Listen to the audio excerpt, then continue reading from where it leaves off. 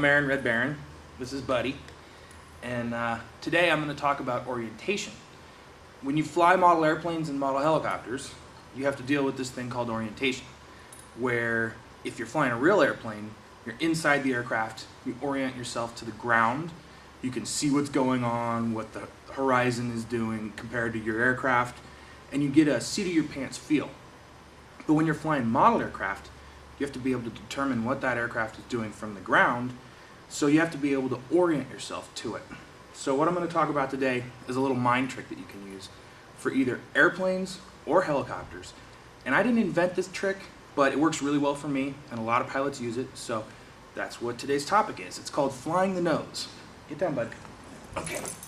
So, let's say you got a model airplane, and you want to climb or descend or whatever. Many people would tell you to pull back on the stick or push forward on the stick to control the aircraft. Well, the only reason that that works poorly is when you start getting more advanced. If you're flying upside down, let's say, if you get into a panic mode and you don't know what to do, it's common to want to pull up and you dive right into the ground.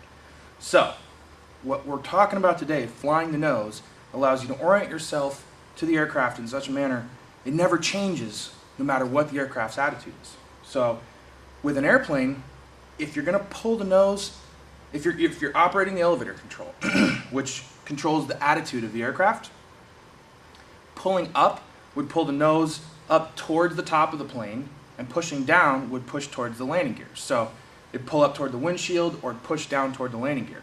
So if the airplane's upside down and you need to recover, you know you need to push away towards the landing gear. If it's in a bank and you don't know which way to go, it's the same thing. Now, this trick works much better for helicopters especially because helicopters can fly forward and backwards and sideways, and it's easy to get confused. Now, let's say you're flying a helicopter around and you get disoriented. If you remember to fly the nose, that is, you pull the canopy towards the blades or you push it away towards the skids, that'll never change regardless of the aircraft's orientation. So if it's in a weird orientation, what do you have to do to level it out? You'd have to push the canopy away from the blades. Or if it's upside down, what do you need to do to level it out inverted? You pull the canopy toward the blades. So this little trick is very, very useful, and if you can start to use it when you're at the entry-level stages of the hobby, that is, you're learning to hover, and instead of thinking of it as pulling back, you think of it as pulling the canopy towards the blades, it'll help you immensely as you go down the road and start getting into more advanced aerobatics. So that's today's topic. If you have any questions, please email me at aaronredbaron@gmail.com. I'm kind of a hobby guru. Don't like to claim that, but if you have questions, I bet you I can answer it. Have a good day. Wait until I give you a signal. Okay.